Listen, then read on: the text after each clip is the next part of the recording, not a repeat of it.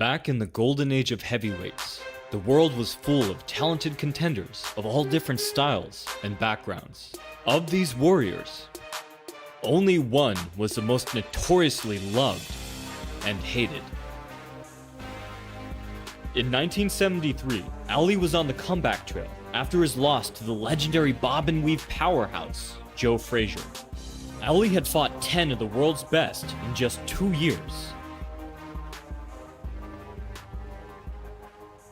And now, he was just one fight away from clinching a fight with the current champion, Big George Foreman. The only man that stood in his way was a relatively unknown Ken Norton. Although Norton was a formidable contender with a unique style and the infamous Eddie Futch as his coach, few gave him any kind of chance. And that included Ali, who expected to run through Norton the same way he had all the others. But Ali should have been worried. Very worried. Like Frazier, Norton combined a crossguard with low-line head movement, often turning a catch into a full-on crossblock.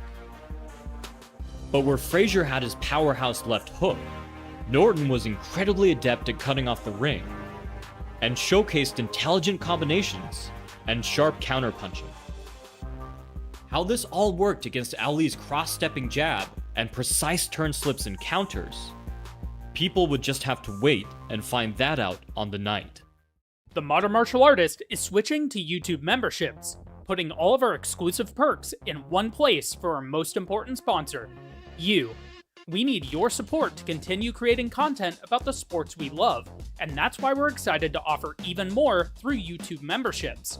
The team is bringing you early video access and 2 exclusives each month. So, if you like what we do and want to see more, become a channel member today. The night came, the two went to their corners, and Ali was certain of an easy victory that would herald his second ascent to the heavyweight throne. It was apparent right away that this fight would not go according to script. Ali normally used his lead hand to soften up opponents over several rounds. But Norton was consistently beating Ali to the punch. It seemed impossible, but in fact, it was all part of Eddie Futch's plan. Futch had noticed that Ali flared his rear hand as he jabbed. So Futch told Norton not to worry about evading and instead jab with Ali. And as simple as this plan was, it's often the simple strategies that are the most effective. Norton's more solid base ensured that Ali got the worst of the dual exchange. And Norton's rear crossblock would deflect the majority of the damage.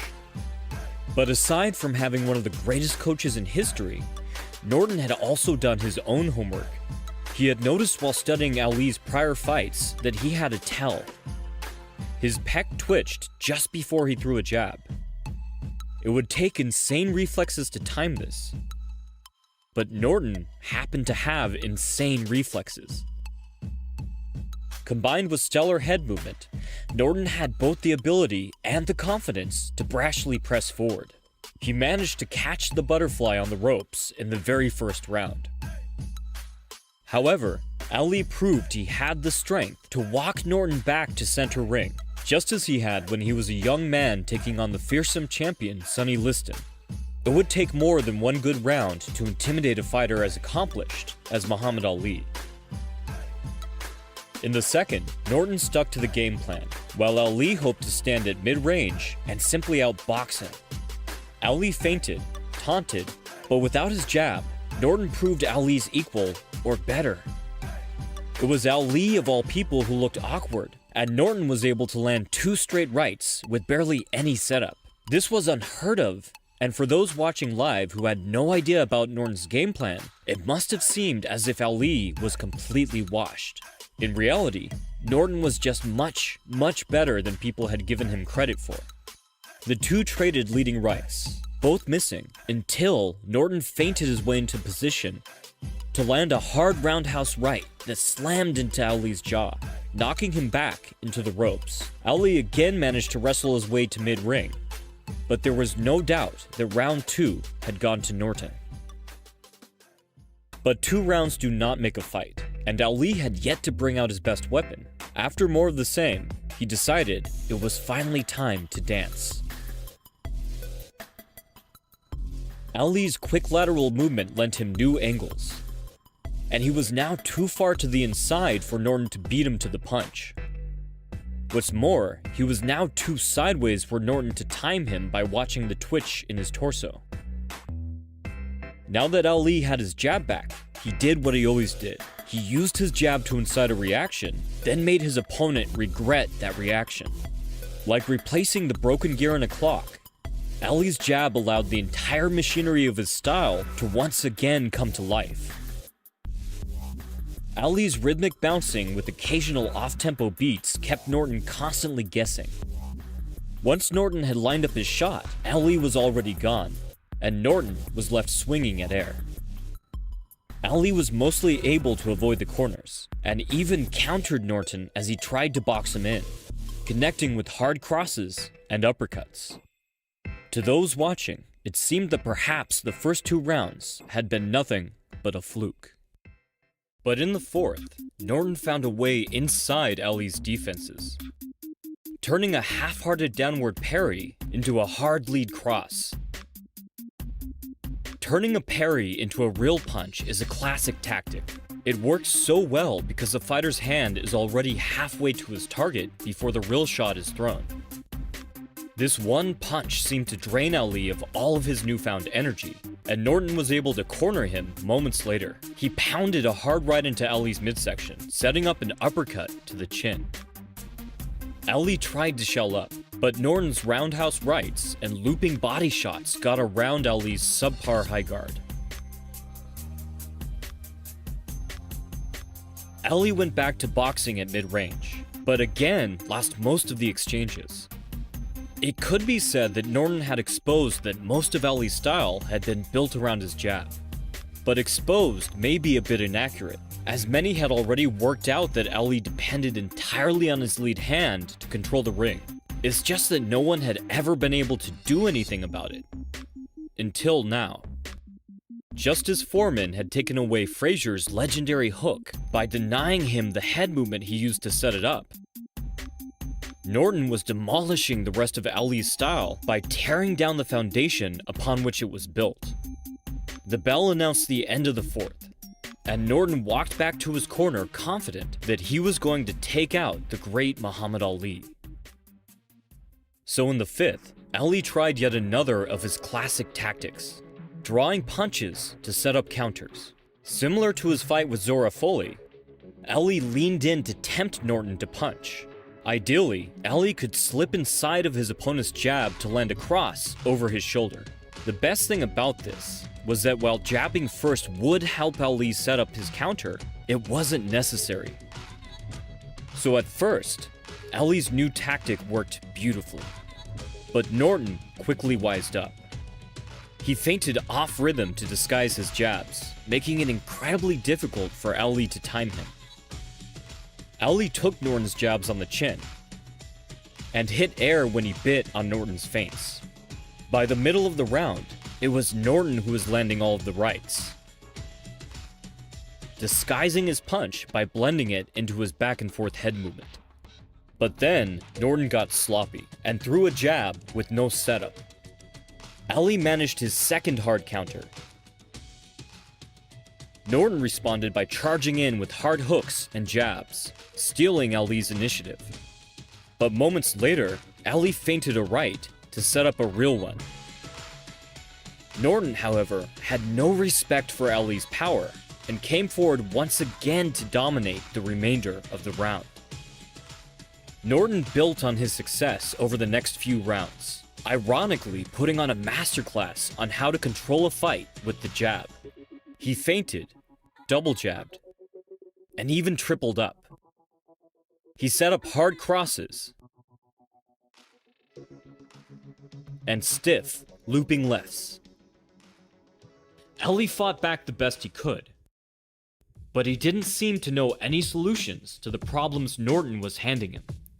As the two men took their 1-minute break between rounds, the announcer noticed that Ali was rubbing his face.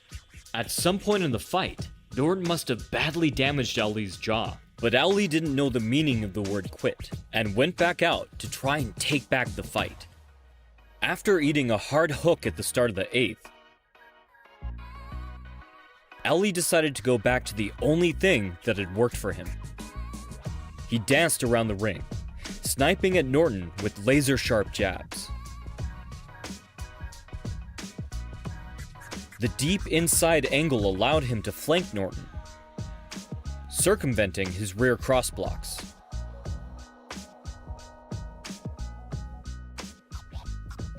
All in all, the 8th was a dominant round for Ali. With 4 rounds left to work, it looked as if Ali might be able to take back the fight. But Ali inexplicably went back to the middle of the ring in the 9th. While he initially found success with the same counter he had before, he got the worst of it for the remainder of the round. Perhaps he was looking for one good shot out of sheer desperation. Or perhaps the damage he had already accumulated was sapping his usually stellar cardio. One thing was for sure, Norton was showing the entire world that they had underestimated him. In an era of great heavyweights, his name belonged near the top of the list. But in the 10th, it was Norton who acted as if he were behind on the scorecards. Ali found the strength to go back to dancing. And Norton lobbed every punch in the book at him, throwing with bad intentions. Ali was slick as always, darting out of the way just in time. But all it took was one good jab from Norton to stick Ali to the ropes. Norton cornered Ali multiple times, pummeling him with punishing blows to the midsection. Ali tried to use angles to drive Norton into punches after Norton's wild swings had missed. But Norton deftly adjusted and countered from new angles himself. The two both displayed brilliant defense, but Ali appeared to get the worst of it. Most would have to watch in slow motion to notice that Ali was deflecting the majority of Norton's strikes. But when it came to body shots, Norton was undoubtedly finding the mark. And perhaps it was these body shots that forced Ali to once again stand and exchange center ring. But this time, something was different. For the first time, Ali's punches were finding their mark. Maybe Ali's circling jabs had worn down Norton enough for his harder punches to get through. The 11th would be telling.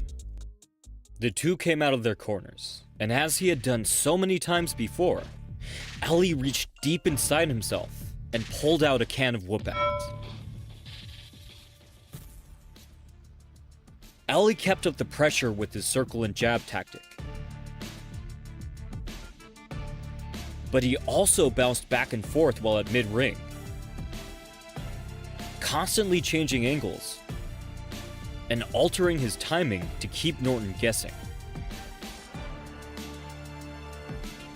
He moved just out of range of Norton's attacks, only to quickly rebound back and catch him with counters.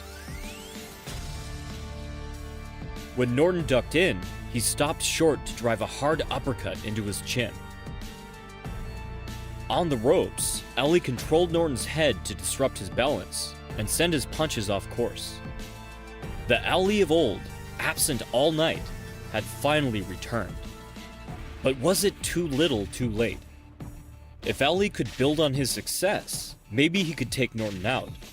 But he only had one round left to do it, and Norton was not eager to let the performance of a lifetime go to waste. He had worked far too hard to get to this point. He would not let this fight slip through his fingers. Ali looked to repeat his performance, but Norton came out strong. Looking to make a statement, Norton cornered Ali again and again. Ali looked to dance once again, but Norton managed to time one of the first jabs he threw, covering distance by stepping into a hard intercepting right.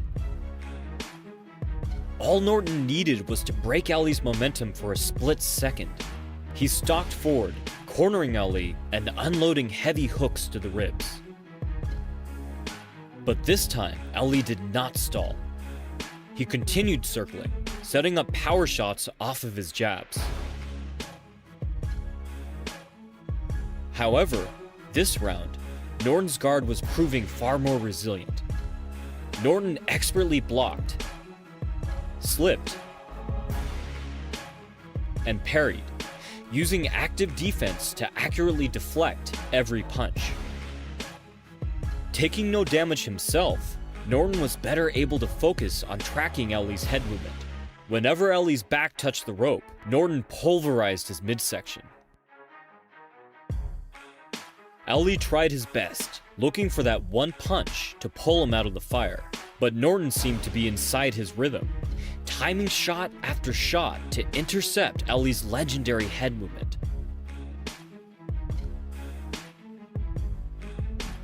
With 30 seconds left, it was Ali who looked to be in danger of getting knocked out. With just a few seconds remaining, Ali pushed Norton away and threw all that he had left, but Norton threw with him, punctuating the end of the fight with a beautifully timed rear hook to Ali's temple. The bell rang, and the world looked on in disbelief. The greatest had been soundly beaten.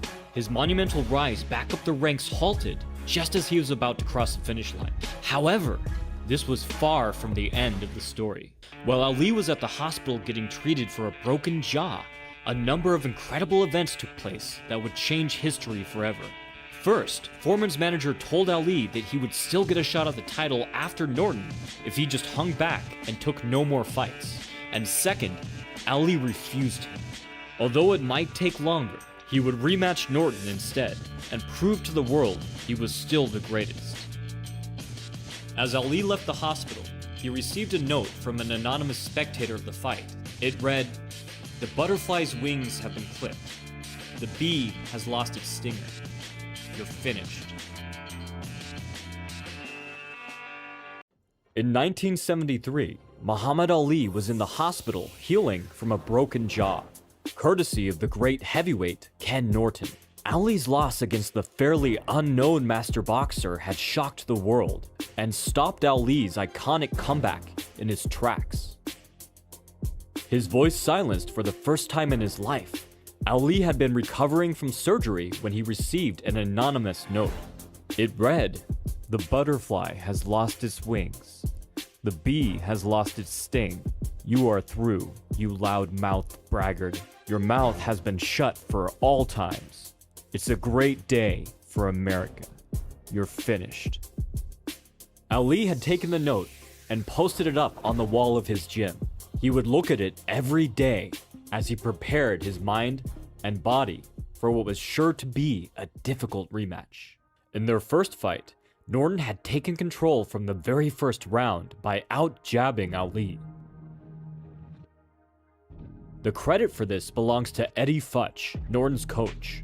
Futch realized that Ali flared his right hand each time he jabbed.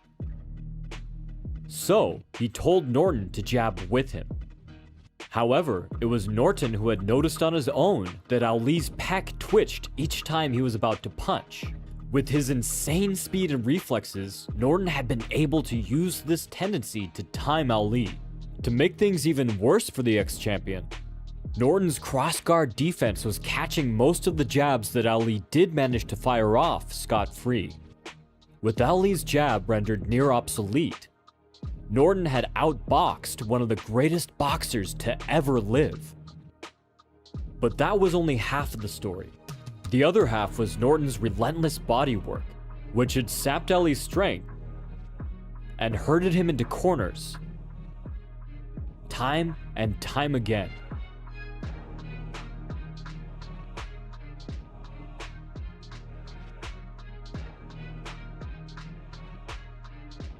At some point, Norton had slammed a tremendous right into Ali's jaw, shattering it. No one knows exactly when, but we do know it had been bothering Ali since at least the 7th. Despite this, Ali had rallied time and time again, tagging Norton with long-range jabs and angling in power punches.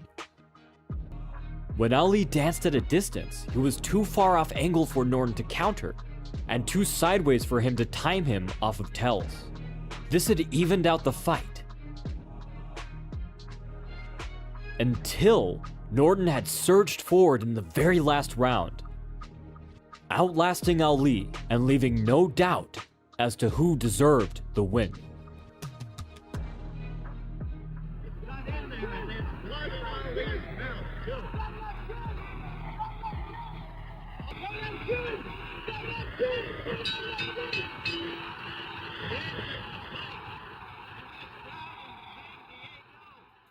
After the fight, something funny happened. For the first time in ages, Ali was furious. He remembered how it felt before he was champion, how it felt to be young and hungry. Once again, he felt he had something to prove, admitting that those who hate me sometimes inspire me the most, as long as I know they're out there. Half the battle would be in the gym. Ali would train out in the woods, avoid all distractions, and get into the prime physical condition necessary when facing elite opposition. The rest would depend on strategy, ensuring that Norton would not be able to effectively use the techniques that had sapped Ali's stamina and killed his legs. After 6 long months of recovery and hard work, the night arrived. The future of the heavyweight division and the fate of the world's most influential champion all rested on this one fight.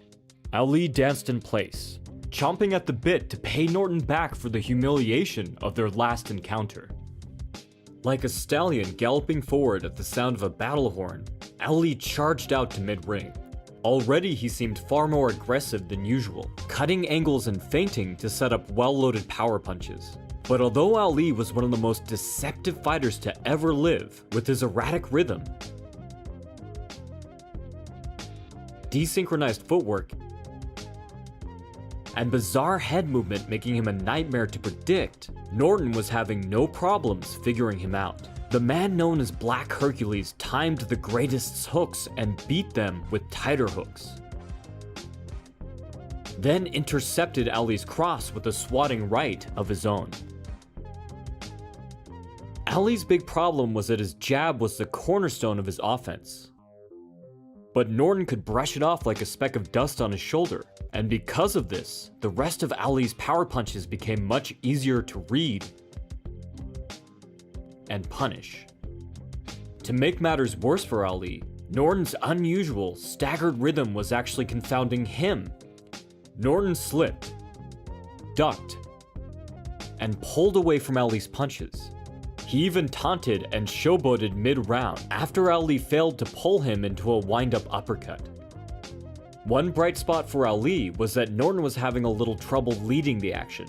Ali able to dance out of corners and trick him into missing his mark.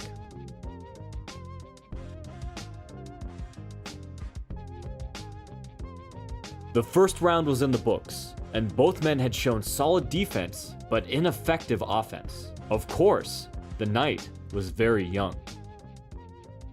Things became more hectic over the next few rounds.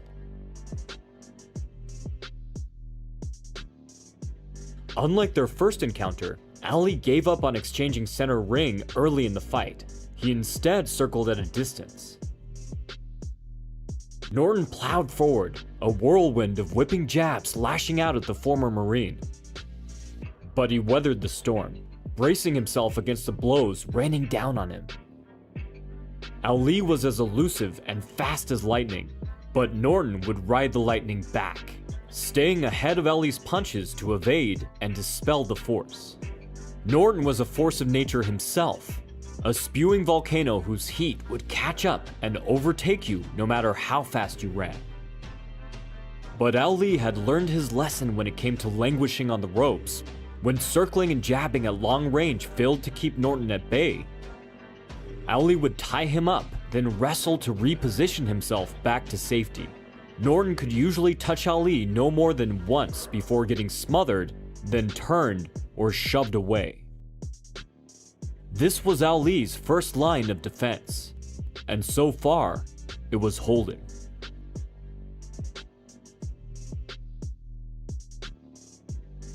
Norton took a more nuanced approach in round 4. Rather than rely exclusively on catching Ali with wide looping shots that corralled him to the ropes, Norton instead worked his way in with subtle feints and head movement. The closer range left Norton more vulnerable to taking punches flush to the face. But it also granted him more opportunities to land his own shots before Ali had time to angle out. But Ali didn't seem too concerned about Norton's crisp, lashing jabs, instead paying special attention to the hand responsible for shattering his jaw in their first encounter. Rather than retract his jab, Ali would use it to stifle Norton's rear hand. There were times Norton's head was too tempting a target, and when Ali did take the bait, he usually found himself caught on a hook. This same scenario played out just before the bell sounded the end of the round. Norton timed a beautiful roundhouse right, reminiscent of the punch that had forced the rambunctious and verbose Ali to stay silent for months. And now Norton yelled in Ali's face, and Ali just acknowledged the punch with the nod. For the first time ever, Ali would let his fists alone do the talking. I say that Kenny Norton yelled at Ali after he hit Ali with that right hand. Right. I don't know what he yelled, but I'm sure that Kenny was pleased with himself. In the 5th, it was Ali who changed strategy, but not necessarily by choice. So far, Ali had been fairly disciplined about using collar ties and overhooks to quickly smother Norton's work when he got too close. But now, Ali's dancing had slowed to the point that Norton could get right up in his face, and Ali couldn't spend the entire night stifling the action and still hope to come out on top. So he instead fought fire with fire, stopping short and rebounding back to run Norton into shots anytime he was in danger of getting cornered. Once Norton was occupied with defense, Ali could angle out with footwork and frames. This was Ali's second line of defense, and it was working incredibly well. Except for the minor fact that Norton did not seem at all bothered by the large majority of Ali's punches, so much so that he seemed happy to take a few just so long as he was able to drive Ali to the ropes and give a few back. And eventually, this strategy paid off. Finally, Ali stopped dancing and squared up to trade. After a brief exchange, Ali seemed no worse for wear, and easily found the exit ramp back to mid-ring. But rather than play it safe all night, he fired off a right. Norton crouched underneath, and Ali connected with a whipping left hook that turned his chin. Norton's response was to completely ignore it and land a thudding body blow. He ducked under Ali's rear hook and landed another, shearing even deeper into the ex-champion's stomach. Ali tried again, and again Norton timed a counter. At the very last moment, Ali lowered his guard to prevent what he thought was a body shot, and instead took a sharp hook to the temple.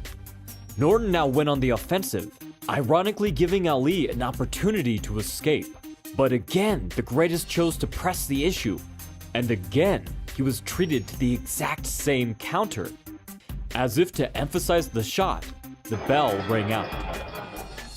In round 5, Ali had tried out his third line of defense, abandoning mobility to outbox Norton with his back against the ropes. And just as in their first bout, it had not gone well. For now, Ali would have to rely on staying mobile.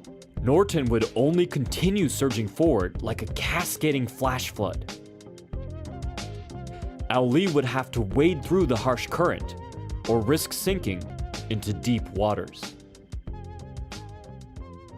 So Ali tried to keep his feet active in the 6th.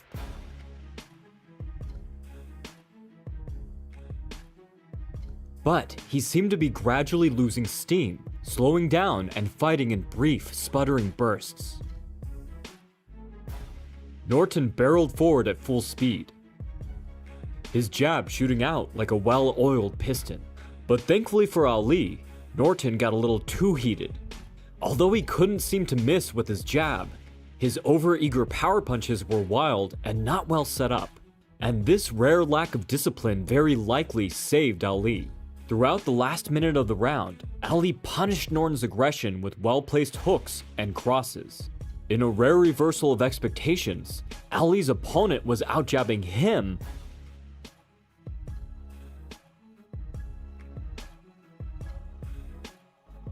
while Ali evened out the round by landing fierce power punches. The ex-champ built on his offensive rally in the 7th, finding the mark with his jabs as well, but Norton didn't even seem to acknowledge them, marching forward with the same steady pace as a supernatural killer in a horror flick. Norton seemed to know he would catch up, know that Ali would slow. Even as a young man, Ali couldn't dance a full 12 rounds non-stop. The greatest paused for a brief moment to fire off his lead hand, and that was all it took. Norton countered with a much heavier hook, the same counter that had worked so well earlier in the fight, and then harassed Ali until he had him pinned against the ropes once again. This time, Norton was able to get to work, shoving Ali, then fading back when he attempted to tie him up. This cleared space for a tremendous uppercut. Ali shelled up behind a high guard, his fourth and very last line of defense. One day, this strategy would become his most valuable weapon and help him to pull off a miracle. But as of now, if Ali stayed walled up, all it would do is cost him the fight. Ali took the hint and went back to wrestling to escape his all too dire situation. Still too tired to dance for long, Ali went back to fighting, but whether he stood his ground and threw bombs, or barricaded himself behind a fortress, Norton still found his target with startling accuracy. Just over halfway through the fight, Ali's legs had run out on him, and this continued into the 8th. It was clear that from now on, Ali would need to slow down at certain points throughout the remainder of the rounds. Although he arguably had the edge with his long-range jabbing tactics, the fight was close enough that the current scoring would ultimately depend on the personal preferences of the judges.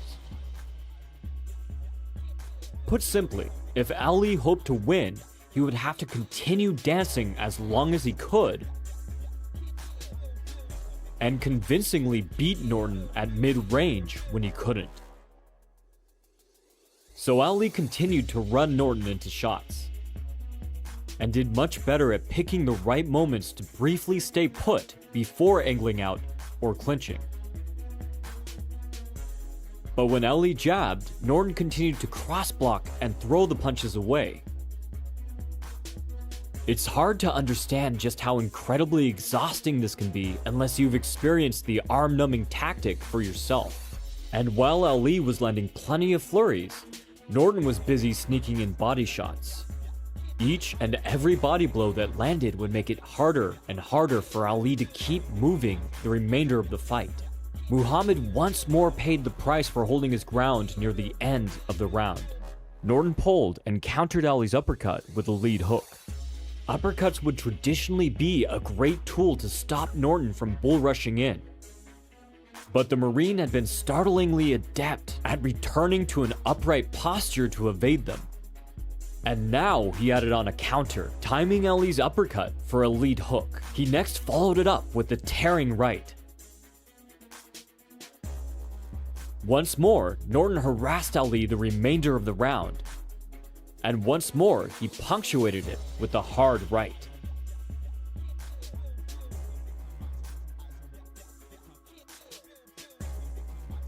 Into the 9th, Ali's flared right hand was still costing him. Now that he had slowed, Norton was winning the jab war just as in their first fight. And although Ali was landing with good rights, Norton was pulling back on them to dispel the force of the punch. Far from a young man, Ali no longer seemed to have the speed to catch opponents entirely unaware. Meanwhile, Norton caught Ali with yet another one of the roundhouse rights that he seemed to have such a hard time noticing.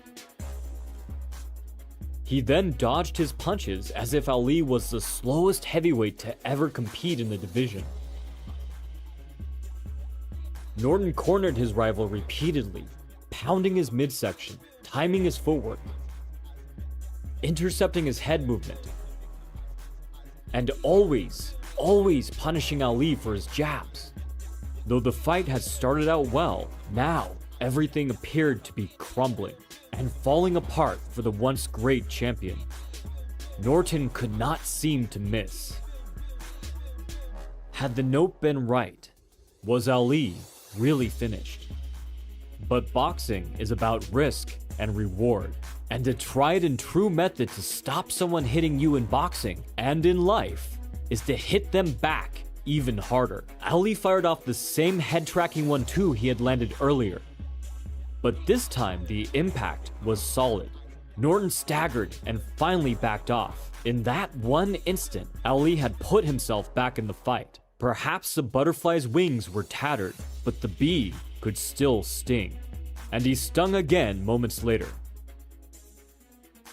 Norton fired right back with whipping jabs. Ali pulled and tried to counter right, but Norton pulled and fired his own counter right, which Ali then pulled. Rather than continue marrying each other into infinity, Ali backed off, then rebounded forward with a 1-2. Norton took most of the force, but still tried to counter. The skill and bravado of these two warriors was sending the crowd to their feet, and the announcer exclaimed, "Fight of the year!" Fight of the year! As if to justify the title, the two engaged in a beautiful back and forth until the very end of the round.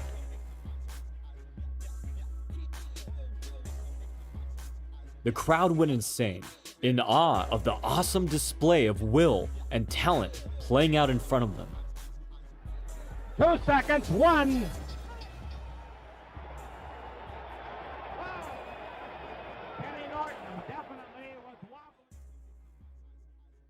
Near the start of round 10, Ali strafed left, feinting twice to work his way into position to land a close hook. However, Norton was not about to let Ali halt the momentum he had been building over the last few rounds. He had realized that the best way to stop Ali's attempts to duck in and hold was to fire off a rear uppercut the moment he tried it. This had been forcing Ali to keep upright and honest. And Norton had only gotten better at timing the shot as the rounds went on. So now he could capitalize on Ali's more upright posture with looping lead hooks and roundhouse rights. The 10th was a complete and total disaster for Ali. If something didn't change, the judges' points wouldn't matter at all because Norton would settle the matter for them.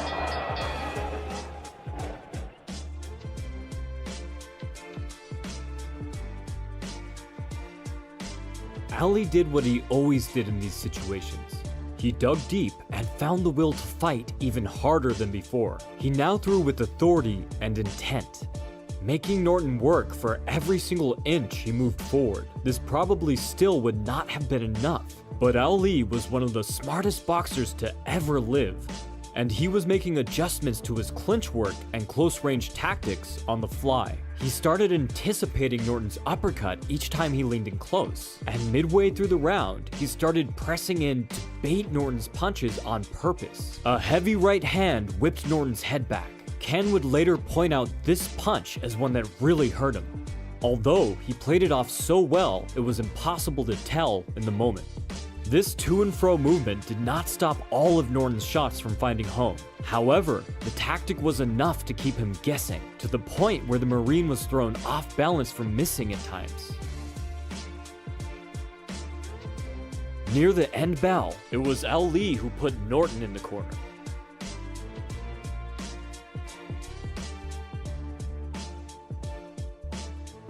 The fight was razor close. The outcome balanced on a knife's edge. They say that iron sharpens iron.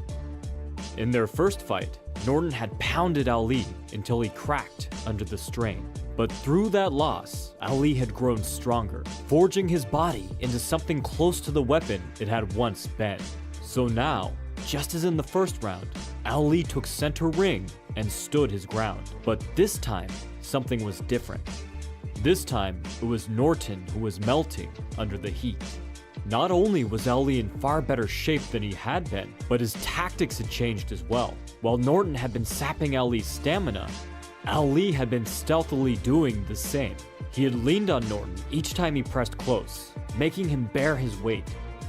He had made Norton miss by miles, then goaded him into chasing him around the ring for 11 long rounds, eating punches all the while. He made Norton fight for every inch of distance he closed, then pushed him right back to the beginning each time. Ali had adapted, and because he had allowed himself to bend while Norton stayed rigid, it was Norton who was cracking under the strain of 11 hard rounds. Now Ali was picking him apart with lightning-fast flurries.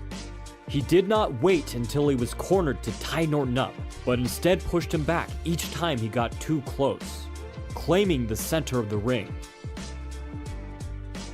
Norton took blow after blow. He never stopped moving forward, but he did not land anything significant until the last minute of the round.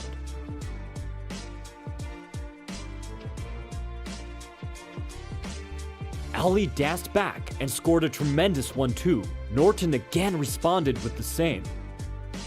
But Norton had far passed the point where he was capable of silencing the once great champion. The moments passed. The bell sounded. And Ali still had his legs and his voice. The announcer read out the judge's score, proclaiming a split decision for Muhammad Ali. The first thing Ali did was praise Norton for his impressive skills. No, that is a threat to the title. What I hold it, who holds it? He's the next best in the world to myself. His sheer talent, incredible ringcraft, and odd style tailor-fit to foil Ali's had made for 2 legendary back-and-forth battles. As is so often the case, failure had been his greatest teacher. Yet Ali seemed somber to receive such a double-edged lesson. He still had his near-superhuman skills, but to take back the title, he would have to defeat Joe Frazier in a rematch, and then wrest his belt back from the silent giant, George Foreman. When it came to pro boxing, burnout was the name of the game. But his name was Muhammad Ali. His reach was longer than George. He's a better boxer than George. And I'm better now than I was when you saw that 22-year-old undeveloped kid running from Sunday Lister. Ali gets him with a good left hook inside. A furious exchange. I'm experienced now, professional. Jaw's been broke, been lost, knocked down a couple times. Bad. Been chopping trees. I done something new for this fight. I knew he was very fast in those hands, but at foot he wasn't that agile anymore. If I could keep him moving, he'd eventually get tired and slow down and stop. That's what I was trying to make him do. No, I wasn't hurt. I got caught a good jolting blow, but I wasn't hurt, no. That was my objective to win, regardless of how I won. 7 points Norton, 5 points Ali. Here it is! On September 28, 1976, a critical chapter in heavyweight's golden era set to come to a close, and Muhammad Ali put his undisputed crown on the line against a familiar foe, kin, the Marine Norton. Pair were tied at 1 split decision each, headed into a long-awaited rubber match, and they would settle the score in the house that Ruth built, Yankee Stadium.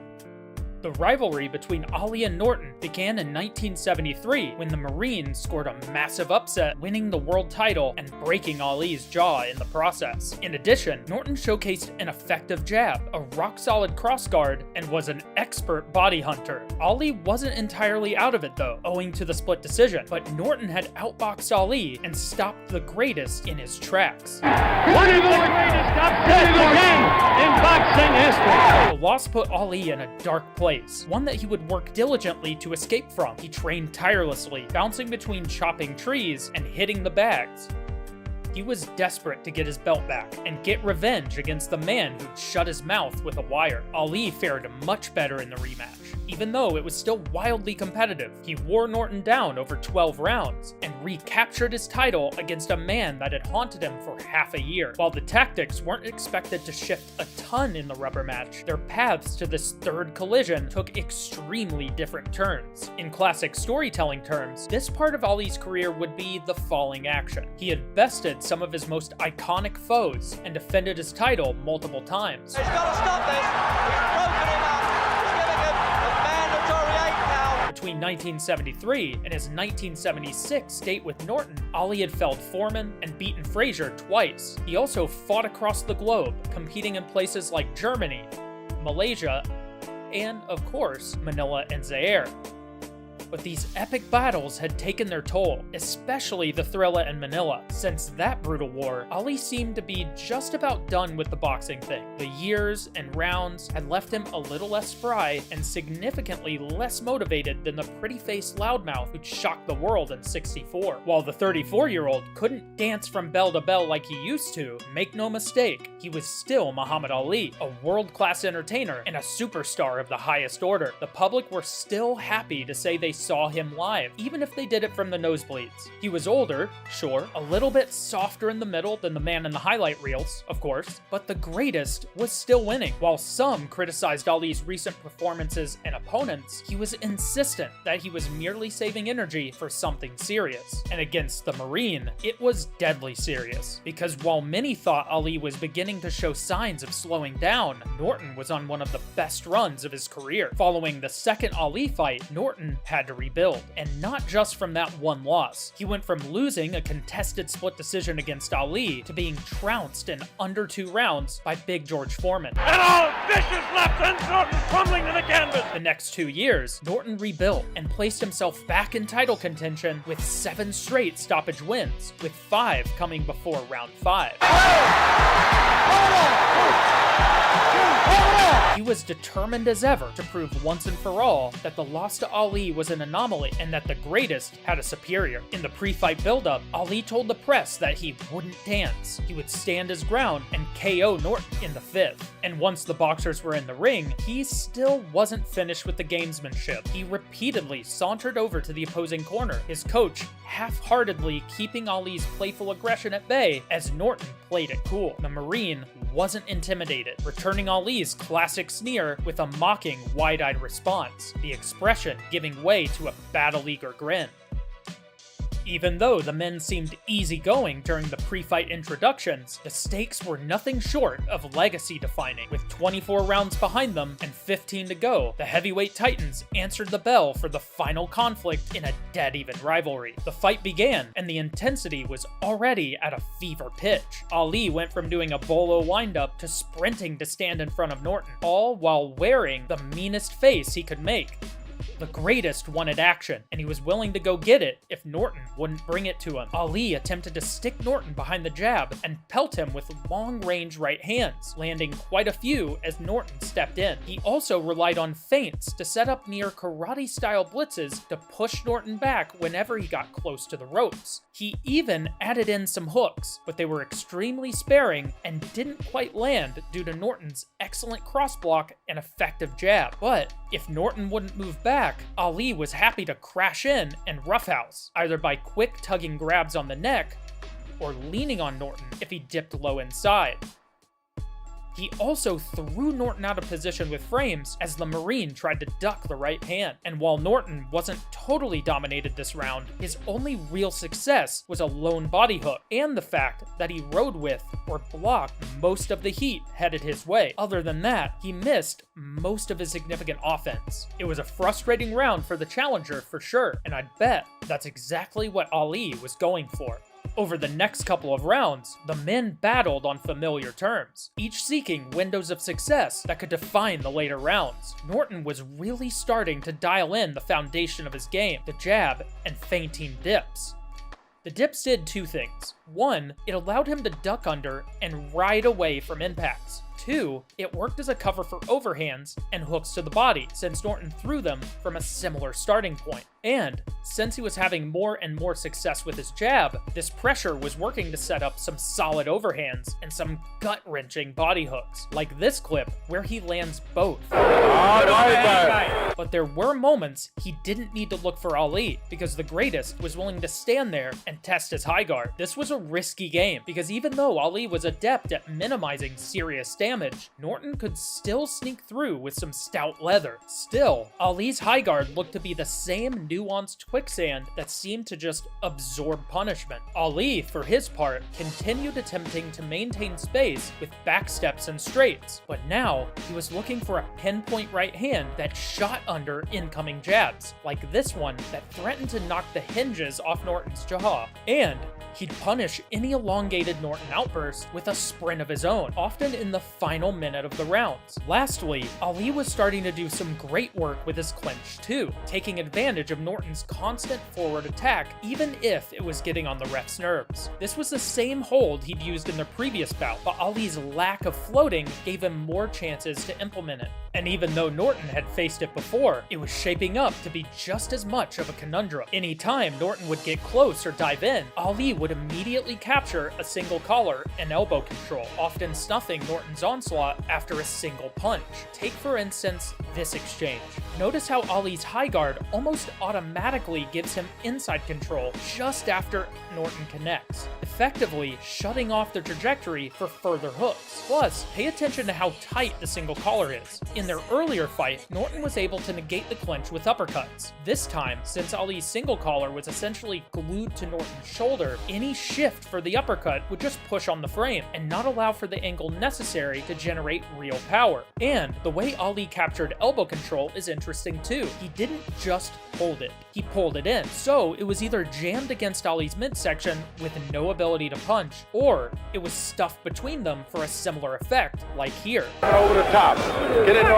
Coming over the top with Ali. Even though Norton successfully shrugged past the collar frame to land an uppercut, his lead arm is just stuffed inside with nothing to do. Ali closed the third in good position, and even though he didn't land much, these late round pushes were more for the judges than a genuine attempt to close the show, because to be fair, he said he was saving that for the fifth. The fourth round started well for Ali, with him continuing to strike out at long range as Norton tried to navigate the distance, and then he would stifle the Marine when he got too close.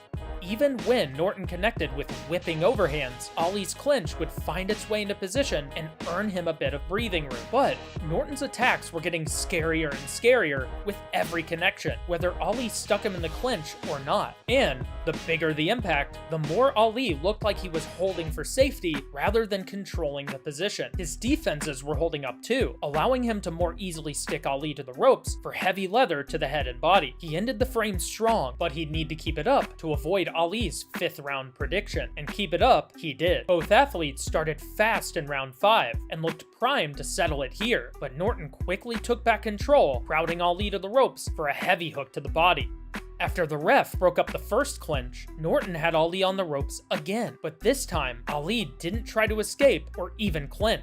He waved Norton on as the Marine bombarded Ali's defenses with an arsenal of gloved firepower. Norton worked Ali like a heavy bag, occasionally tapping on Ali's arms before he ripped through the target with thunderous hooks. Ali clowning around now. Even when Ali had space to escape, he stood his ground and invited the Marine in, allowing Norton to continue where he left off. He also mixed in uppercuts and battered Ali's body and head with mean-spirited hooks, sometimes doubling up to the same side in an attempt to throw off Ali's defenses. But Ali simply wouldn't budge. The greatest would even push and frame, only using the space to speak again before allowing Norton to sink back into attack mode. Muhammad Ali. Norton eventually broke through though, stumbling Ali with a right behind the ear and bouncing him off the ropes with a left hook. But as bad as it looked to the judges, this was Ali's wheelhouse. He used this expert high guard to minimize damage where he could, enraging Norton with repeated taunts to egg him on. And this was important,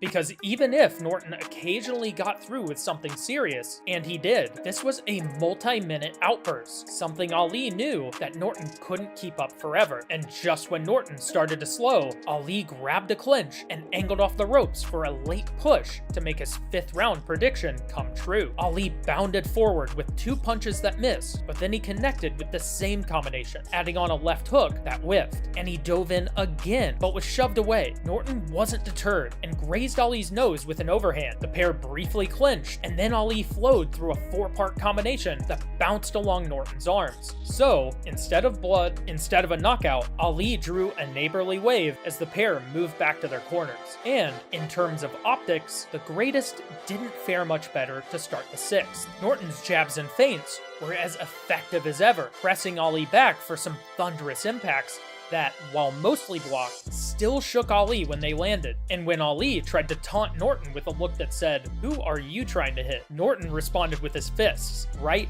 here, and shot an overhand into Ali's jaw, and then landed another one that looked even worse. But then, Ali adopted what we'll call the little brother defense. He began holding Norton at the edge of his range with an outstretched arm. While holding your glove out like this is a lot more policed in the modern day, the ref didn't seem to mind it here. This tactic, while basic on the surface, worked like a measuring stick, helping Ali keep Norton at bay while having what amounted to a laser sight for his right hand. It also clearly annoyed Norton as he swatted at it like a fly on a summer's day. Even though Ali was working his way back into the ringside commentator's favor, Norton was undeterred and landed his most meaningful punch of the fight. The Marine hit a jab and then a stabbing liver punch that folded the champion like a lawn chair. He ended the round with another left hook that left Ali hunkered behind his guard. For obvious reasons, the champion spent the 7th trying to reassert himself in the bout. Ali mostly tried to keep Norton away, walking him into damage whenever he got the chance, focusing on hitting the Marine as he pursued the fight. Instead of looking for a clinch, Ali pushed Norton away, kept the challenger moving, and was relentless with combinations that occupied Norton's hands for blocks and parries. He's picking those right hands, he's waiting for that right hand to come in. And even though Norton's head movement and crossguard were as rock solid as ever, Ali wouldn't stop trying to connect with something serious until the frame ended. The 8th started much the same, with Ali hitting an impressive counter on Norton as he careened into range with a body shot. Ali pulled away from Norton's punch as he backstepped into an extremely shallow southpaw stance. You could also call it a square stance if you want, but the important thing is that it created the same conditions as countering a jab from the outside southpaw position. Ali's right hand shot through Norton's jaw, but just like their previous fights, the Marine seemed utterly unaffected and kept moving forward. Plus, Norton had adjusted his crossguard to compensate for Ali's combination striking, adopting a leverage block to negate the right hand. Simply put, Norton did not like how the 7th went, and he leaned on a full Marauder mindset as he tried to claw back control. He walked Ali down and stuck him to the ropes like a nail on the board, trying to punch straight through the champion with every whipping shot. He even got creative, like when he unleashed 4 left hands in a row, 5 if you count the touching jab that kicked it off. And though Norton was moving forward like he was standing on a conveyor belt, his defenses were possibly as good as they'd been all night, knocking Ali's punches away and even hitting a counter jab in this highlight. Ali wouldn't be overwhelmed though, occasionally answering back even when things were close, but his connections only resulted in a frustrated sigh from Norton. The challenger was an unrelenting force of bad intentions, and he punished Ali anytime he tried to trade. And as the 8th came to a close, Norton knew he just dominated the frame, yelling at Ali with 2 words that we cannot quite repeat. He said something to him that time. Up to this point, the competitors had a rather flat-footed affair, with Norton winning out in most of the tit-for-tat exchanges. His nearly airtight crossblock had dulled most of Ali's sharpest weapons, and gave him the opportunity to pound Ali in a bunch of the previous frames, his focus on the body resulting in the most eye-catching moment of the fight. That said, Ali had been working a multi-phase exhaustion game with Norton. He used the clinch to off-balance and wear on the challenger. When Ali was outside, the constant circling required Norton to chase him down.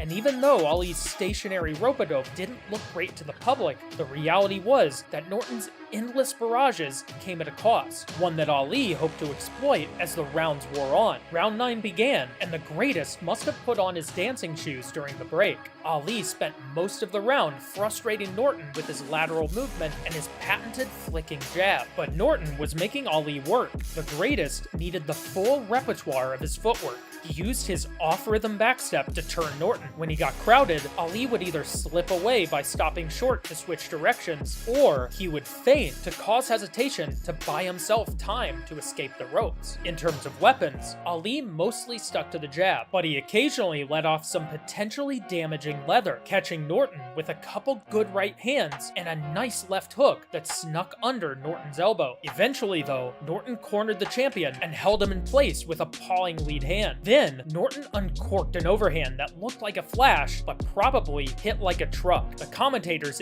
yelled out in response. Now, a tremendous right makes Ali grab and hold on to Ken Norton in the neutral corner. While likely hurt, Ali stayed standing and captured a much-needed collar tie as Norton tried to rough him up in close, using the referee's break to circle back to the open. And the champ wouldn't let that overhand define the round if he could help it. He closed the round looking for big impacts as Norton narrowly avoided several whipping knockout blows. Ali began the next round still dancing and shooting out his jab, but it wasn't long before he was back to being the relatively flat-footed Ali of the first 8 rounds. And though Norton found some success in the early going, Ali wasn't just sitting back anymore. He was willing to trade even if he was against the ropes. Plus, Ali was much more elusive, tagging Norton and avoiding most of what the Marine threw back. And when the pair would trade, it was Ali that was making the better connections, even if Norton's crossguard protected him from the worst of it. But that doesn't mean Norton wasn't doing his absolute best to track Ali down, even if he was missing. In the closing seconds, Ali went for another combination that mostly found the mark, but Norton wouldn't let himself be outdone, answering with a grazing overhand that had the men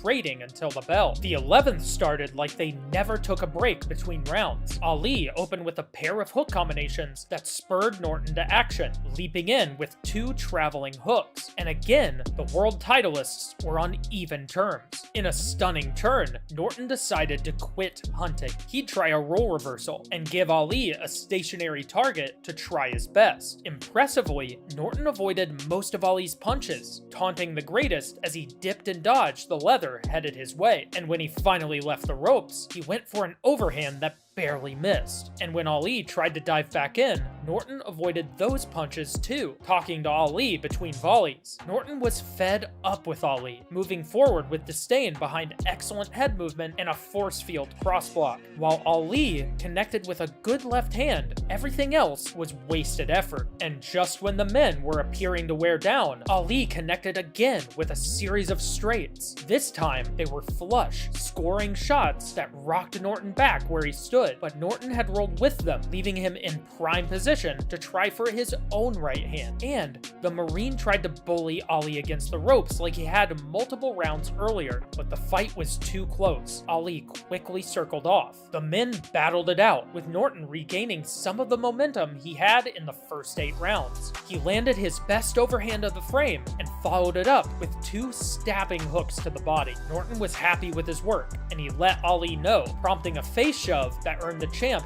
an escort back to his corner. Ali entered the 12th, still pissed from the previous round. He aggressively angled for openings and set up some good early work, like this hook from a feinted right hand.